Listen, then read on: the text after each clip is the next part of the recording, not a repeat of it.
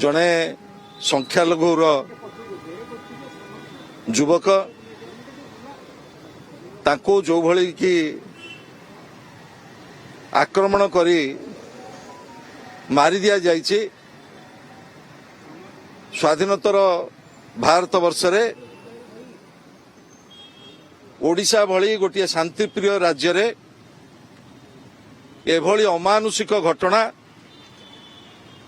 केबे भी घटी नथिला। एभली घटना घटिला परे विरोधी दल नेता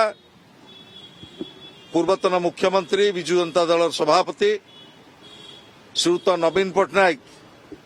गभीर उद्वेग प्रकाश करछन्ति एवं मान्यवर सांसद श्रीमती सुलता देव दलर वरिष्ठ नेता पूर्वतन मंत्री प्रफुल्ल सामल एवं भद्रक पौर परिषदर सम्मानास्पद अध्यक्षा गुलमुखी हबीम नेतृत्व रे एक उच्चस्तरीय प्रतिनिधि दल मानवर सभापति निर्देश क्रमे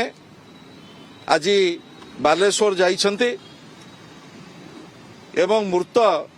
मोहम्मद को घरे तांको परिवार वर्ग को भेटिबे पुलिस प्रशासन को भेटिबे एवं आज डबल इंजिन सरकार आसिला परे ओडिशा रे जो भली भाव रे चरम आईन श्रृंखला परिस्थिति सृष्टि